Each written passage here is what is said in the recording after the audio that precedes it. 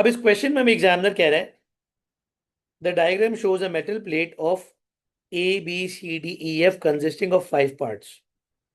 1 2 3 4 5, ये 5 पार्ट्स हैं। उसके बाद the part BAFO is a sector, BAFO is a sector. Pink colour के बना लेता हूं ताकि आपको हाईलाइट हो जाए, आपको पता चल जाए कि भाई क्या हो रहा है। पिंक कलर का सेक्टर है, ठीक है, मान लिया।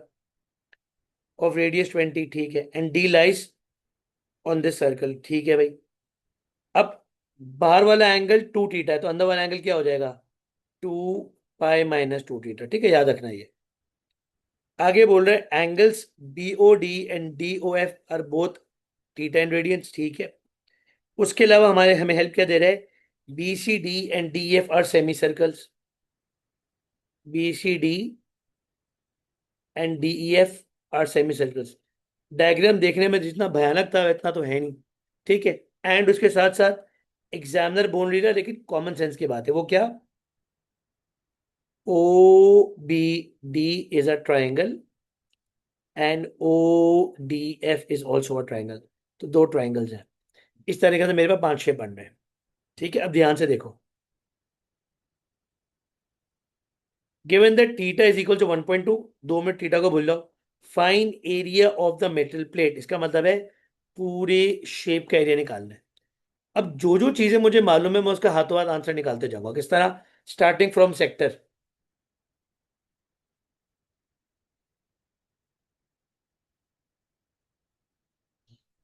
ठीक है, मैंने बताया था इसका एंगल कितना था। इसका एंगल वॉज 2 पाई - 2 थीटा।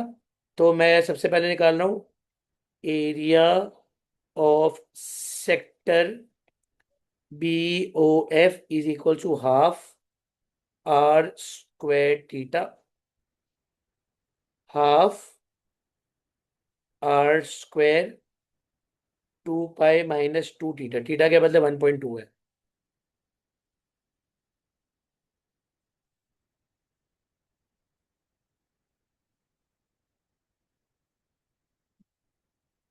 जी ठीक है भाई, यहां तक हाफ R²थीटा।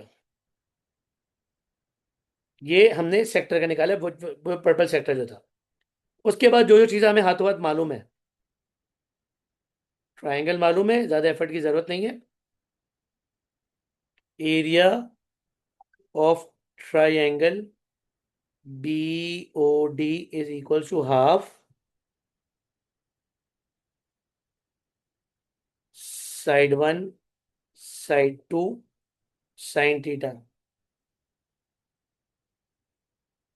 तो half side 1 is 20, side 2 is 20, multiply by sine 1.2। और मैं पूरे को करूंगा मल्टीप्लाई बाय 2, मेरे पास क्या बन जाएगा? आंसर बन जाएगा BOFD, ठीक है भाई। इस पूरे दो ट्राइंगल्स का एरिया आ जाएगा BOFD, ठीक है। मैंने सॉल्व नहीं किया, मैं मेन में चीजें करके बता रहा। अब तीसरा part, semi circle. Semi circle BCD। अब सेमी सर्कल का वैसे एरिया क्या होता है? पाई R² अपॉन 2, ठीक है। अब शेर सवाल में आता है। अब ये छोटी सी प्रॉब्लम, वो क्या? We don't have a diameter nor a radius. ना तो हमारे पास डायमीटर है ना रेडियस है, कोई बात नहीं। याद है ये ट्राइंगल था, ये ट्राइंगल आइसोसेलेस था। मैंने पहले भी बताया था, जब दो साइडें गिवन हो, बीच का एंगल गिवन है, हम लगाते हैं कोसाइन लॉ फॉर साइड। बच्चों को मुश्किल लगता है, कोई बात नहीं। आइसोसेलेस है ना, हम इस तरह भी ब्रेक कर सकते हैं। हम ऐसे ब्रेक करेंगे, हम बनाएंगे एक बीच में वर्टिकल लाइन। हम क्या करेंगे? एक बीच में वर्टिकल लाइन बनाएंगे। वर्टिकल लाइन से आपके पास क्या बन जाएगा? राइट एंगल ट्राइंगल बन जाएगा। वर्टिकल लाइन से क्या बनेगा मेरे पास? राइट एंगल ट्राइंगल बनेगा। तो एंगल इज 1.2, और जब डिवाइड बाय 2 करा मैंने तो 0.6। 0.6, ठीक है, याद रखना। OXD is a right angle triangle. क्या बन रहा है? O X D is a right angle triangle. O X D is a right angle triangle. या कोसाइन लॉ फॉर साइड लगा सकते हैं। मैं इसलिए नहीं करा रहा कि बच्चों को मुश्किल लगता है, लेकिन आपकी बिल्कुल मर्जी है, बिल्कुल अलाउड है, कर सकते हो। 1% ही मना नहीं है। तो क्या लगेगा मेरे पास? साइन थीटा लगेगा, opposite upon hypotenuse, sine 0.6 X D upon 20 multiply by sine 0.6। मेरे पास एक्स एल की डी की वैल्यू आ जाएगी। अब एक्स जी मेरे पास क्या होगा? रेडियस हो जाएगा। ये मैं निकाल लेता हूँ। 20 मल्टीप्लाई बाय साइन 0.6,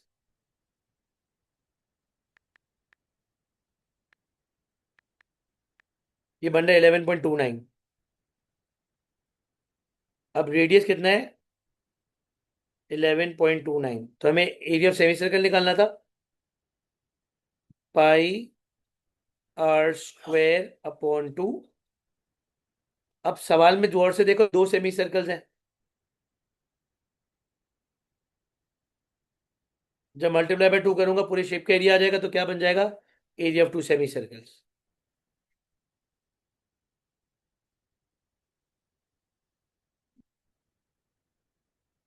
अब फाइनली जाके मेरे पास सबके अलग अलग करके बारी बारी करके एरियाज आए। तो मैं किसको? इस वाले पार्ट को प्लस इस वाले पार्ट को प्लस इस वाले पार्ट को, जब मैं इन सबको बारी बारी करके ऐड करूंगा तो ऑटोमेटिकली मेरे पास क्या हो जाएगा? एरिया ऑफ शेडेड पार्ट बनेगा। ठीक है भाई, मेरे पास क्या बनेगा? Area of shaded. क्वेश्चन में बोल रहा है the parameter of the shaded region in terms of R. अब मैं क्वेश्चन को जरा गौर से देखता हूं, बच्चों ध्यान से देखना। इससे बोल रहा है the diagram shows two identical circles intersecting at the point A and B. ठीक है, कोई बड़ा मसला नहीं है। With centres P and Q. The radius of each circle is R and the distance P to Q is 5/3 R. सबसे पहले question में गौर से देखो तो मेरे पास एक ये वाला सेक्टर है,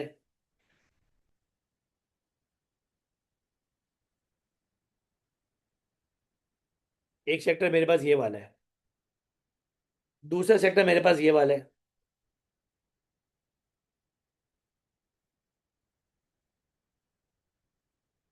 ठीक है भाई। अब बच्चों को देखे सेक्टर लग रहा है ये। चलो इसको थोड़ा और हम नीट करने की कोशिश करते हैं। अब ये देखा जाए ना, ये प्रॉपर सेक्टर बन रहा है। ये प्रॉपर सेक्टर है। इसके साथ साथ ये वाला दूसरा प्रॉपर सेक्टर है। अब मेरे ख्याल से सबको आइडिया हो गया होगा। दोनों को आकलन निकाल के आपस में ऐड करना है। अब करना कैसे? ये ध्यान से देखना, ये बहुत आसान है, जरा भी मुश्किल सवाल नहीं है। पी से लेके क्यू 5/3 आर है। ठीक है जी। पी से लेके क्यू इज 5/3 आर। ये लाइन दोनों के बीच में आ रही है। लाइन ए एक्स, लाइन ए एक्स दोनों के बीच में आ रही है। ठीक है। सवाल में बोल रहा है पी से लेके क्यू इज 5/3 आर। तो अगर मैं 5/3 आर को डिवाइडेड बाय 2 करता हूं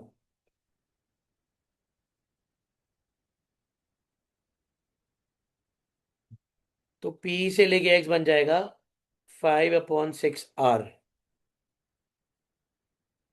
जी, यहां तक क्लियर है। पी से लेके एक्स क्या बन जाएगा? 5/6 आर। अब डायग्राम में देखा जाए तो मेरे पास ये बन रहा है राइट एंगल ट्राइंगल। कौन सा वाला? A X and P.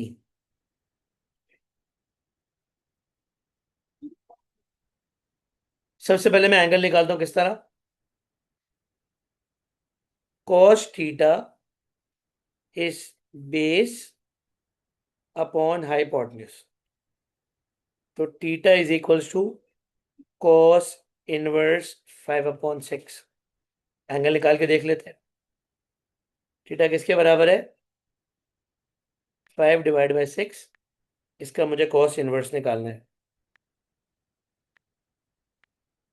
0.585।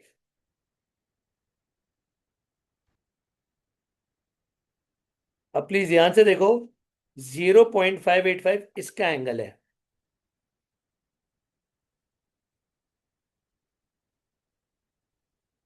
मेरे पास 0.585 उस पार्ट का एंगल है। ठीक है, आगे ध्यान से देखिए भाई, 0.585 इसका एंगल है। अब याद है मैंने सेक्टर यूं करके बनाया था?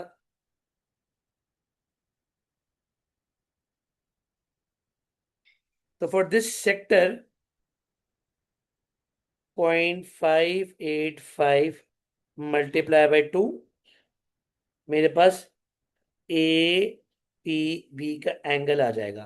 तो 0.85 मल्टीप्लाई बाई 2, मेरे पास क्या आ जाएगा? 1.17 एंगल।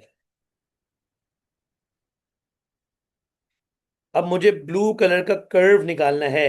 मुझे क्या निकालना है? ब्लू कलर का कर्व निकालना है। तो क्या लग जाएगा? A B is equal to S equal to R theta. मेरे पास रेडियस आ रहा है आर एंड एंगल आ रहा है 1.17। तो मेरी आकलन बन जाएगी 1.17 आर। और अगर डायग्राम में देखा जाए, arc A B and arc B A both are same, because दोनों सेम ही चीज थी। उसको मल्टीप्लाई बाय 2 कर लेंगे हम। तो पेरीमीटर ऑफ द शेप बनेगा 1.17 मल्टीप्लाई बाय 2, ये बनेगा 2.34 आर। तो this is going to be your parameter in terms of R. ठीक है जी, हमने क्या निकाला है? पैरामीटर को इन टर्म्स ऑफ आर। चल अब मैं सॉल्व करा रहा हूँ, प्लीज को ध्यान से देखो। अब ये वाला सवाल मेरे हिसाब से बड़ा आसान है, इसमें कोई ऐसा मुश्किल नहीं है। मुश्किल क्यों नहीं? इसकी वजह देखो, ये है, इसने सबसे बड़ी हेल्प ये कर दी कि आपको बता दिया कि A D B is a right angle triangle. अब ए से लेके सी 5 है, तो ए से लेके डी भी 5 होगा। अंडरस्टूड बात है, पहली बात। दूसरी बात, एक दूसरी बात यह है, सी से लेके बी इज 8। जब हमें पता है ये राइट एंगल ट्राइंगल है, दो साइड मालूम है, तीसरी साइड निकालनी है, तो जो डी बी पूरा है, मैं पाइथागोरस थ्योरम से निकालूंगा। मैं आपको वजह बताता हूँ। मैं सबसे पहले पूरा डी से भी लेके बी निकालूंगा। उसमें से जब हम 8 माइनस करेंगे तो ऑटोमेटिकली डी ई की वैल्यू आ जाएगी। एंड डी ई आपके पास सवाल में रिक्वायर्ड है। पैरामीटर मांग रहे हो, सवाल में डी भी रिक्वायर्ड है। तो हम क्या करेंगे? हम सबसे पहले लगाते हैं using Pythagoras theorem. Using Pythagoras theorem, हम सबसे पहले पाइथागोरस थ्योरम लगाएंगे। Hypotenuse square is equal to perpendicular square plus base square. मैंने वैल्यूज भी लिख दी ताकि आपको प्रॉब्लम ना हो। तो hypotenuse is 13, A D is 5 and D B मुझे नहीं मालूम। आई थिंक 12 के करीब आएगा।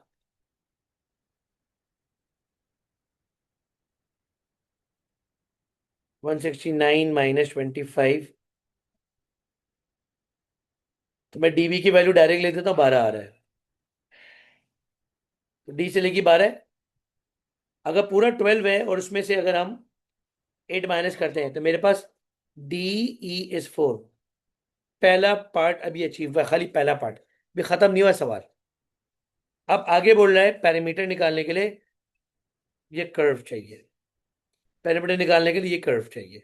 जब तीनों को ऐड करेंगे बारी बारी करके, सिर्फ तभी हमारे पास पैरामीटर बनेगा। ठीक है ना? जब तीनों को मैं बारी बारी करके ऐड करूंगा, सिर्फ तब पैरामीटर बनेगा। अब कर्व निकालने के लिए मेरे पास एंगल होना चाहिए। याद रहे ये बड़ा राइट एंगल ट्राइंगल है, तो एंगल के सामने is 12 and this part is hypotenuse. तो मैं निकाल रहा हूं angle D A C sine theta opposite upon hypotenuse. Sine theta, theta equal to sine inverse 12/13, 12 divided by 13, sine inverse करेंगे 1.176। तो मेरे पास ये वाला एंगल कितना आ रहा है, 1.176। अब मुझे तो कर्व निकालना है, तो कर्व के लिए क्या यूज होगा, S equals to R theta. तो हम कह सकते हैं जो सी डी है, for C D S equals to R theta. C D arc length है, जिसमें अगर आप ध्यान दो तो रेडियस कितना आ रहा है, हम सी डी आर्क लेंथ निकाल रहे हैं, तो रेडियस मेरे पास आ रहा है 5 और एंगल मैंने अभी अभी निकाला है, वो कितना है 1.176। रेडियस 5 है, एंगल आ रहा है 1.176। तो मेरे पास ये आर्क लेंथ बन जाएगी 1.176 इंटू 5, 5.88 आ रहा है। ये मैंने पहली आर्क लेंथ निकाली है। अब इसी तरह यही मेथड रिपीट होगा फॉर दूसरी आर्क लेंथ। किस तरह, क्वेश्चन को फिर जूम करते हैं हम। मुझे ये वाला कर्व निकालना है। ये कर्व निकालने से पहले मुझे क्या करना पड़ेगा, ये एंगल निकालना पड़ेगा। एंगल कैसे निकलेगा, एंगल के सामने ऑपोजिट एंड हाइपोटेन्यूज इज 13। हम निकाल रहे हैं angle E B C.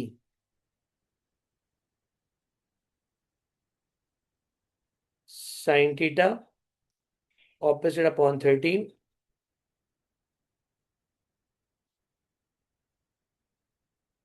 Sign inverse 5/13।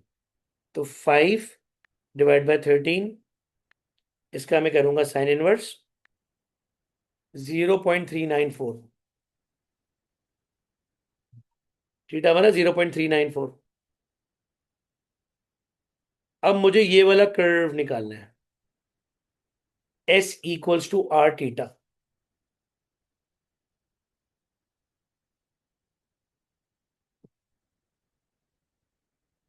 और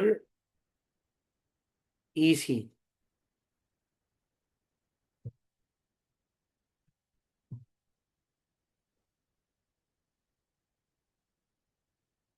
एंगल 0.394 है और रेडियस गौर से अगर आप देख रहे हो, रेडियस मेरे पास 8 है।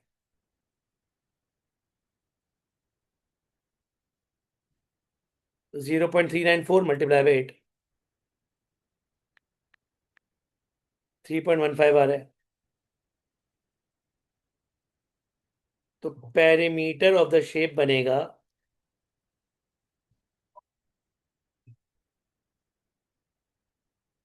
3.15 प्लस 5.88 प्लस, याद है शुरू में हमने एक लाइन निकाली थी, ये वाली लाइन, +4। और जब आप इन तीनों को ऐड करोगे तो आपके पास पैरामीटर आ रहा है।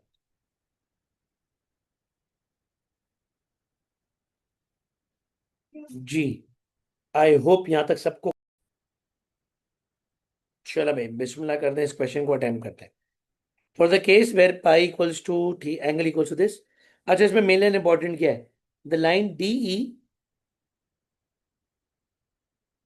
Is such that it divides the sector into two regions which are equal in area. This is region 1, this is region 2। अब रीजन 1 कैसे निकलेगा, यहां देख लो भाई। रीजन 1 निकलेगा area of triangle A D E, half side one side two sine theta. Region one कैसे निकलेगा? Half. अब साइड वन देखो ये रही, के A multiply by K A multiply by sine pi upon 6। This is region one. Area निकाला मैंने। अब मुझे निकालना है रीजन टू। रीजन टू क्या होगा? एरिया ऑफ सेक्टर, ये ब्लू कलर का जो मैं बना रहा हूं, A B C. Area of sector A B में से रीजन वन वाला ट्राइंगल माइनस करेंगे, तो क्या लिखेंगे? Area of sector A B C minus region one, तो जाके रीजन टू बनेगा। ये बोलना चाह रहे? ट्राइंग सेक्टर ए बी सी में से अगर मैं रीजन वन माइनस करूंगा तो मेरे पास ऑटोमेटिकली क्या आ जाएगा? रीजन टू आ जाएगा। सेक्टर का एरिया क्या हो जाएगा? Half R square theta. और रीजन वन का आंसर क्या है? Half K square A square sine pi upon 6। अभी आंसर आया नहीं है। अब एंगल पाई अपॉन 6 से रेडियस के बदले तो ए है आपका,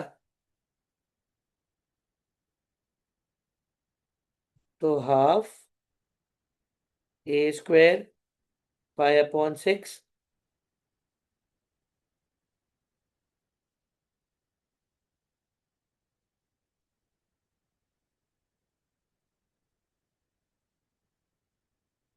जी, आई होप यहाँ तक सबको समझ में आ रहा है। मैंने क्या किया? मैंने रीजन टू निकाला है। अब फिर से एक दफा रीड करते हैं। Two region which are equal in area, इसका मतलब क्या हुआ? Area of R one equals to area of R two. तो आर वन का एरिया कितना था? Half K square A square sine pi upon 6 is equal to R to.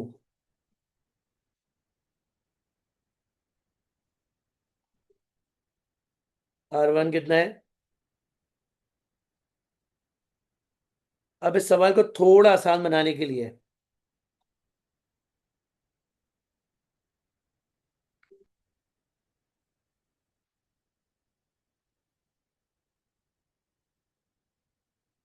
ऊपर अगर मैं हाफ ए स्क्वायर कॉमन निकाला तो इस तरह निकल आएगा।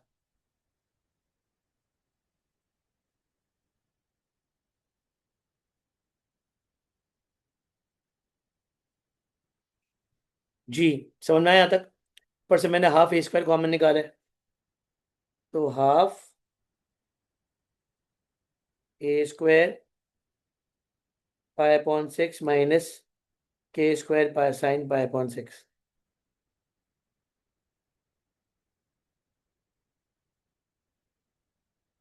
अब जो चीज मैं देखो जानबूझ के डेसिमल में लेके नहीं आया हूँ, ताकि जो जो चीजें मुझसे कैंसिल हो रही मैं हाथों हाथ कैंसिल कर दूंगा। हाफ ए स्क्वायर कैंसिल, बच क्या रहा है? पाई अपॉन 6 माइनस के स्क्वायर साइन पाई अपॉन 6।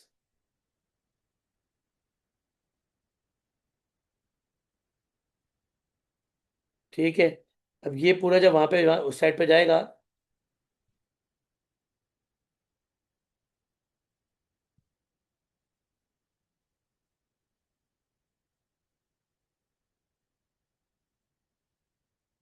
तो ये ऐसे बन जाएगा, pi upon 6 is equal to 2 K square sine pi upon 6। अब मुझे साइन पाई अपॉन 6 निकालने में प्रॉब्लम नहीं है। ठीक है, अब मैं साइन पाई अपॉन 6 निकालूंगा फ्रॉम कैलकुलेटर। तो 3.142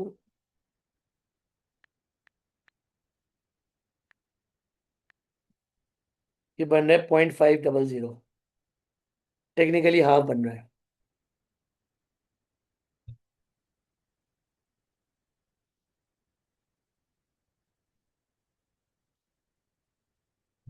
तो K is equal to under root pi upon 6 मेरा आंसर हो जाएगा। के किसके बराबर हो जाएगा? अंडर रूट पाई अपॉन 6 होगा।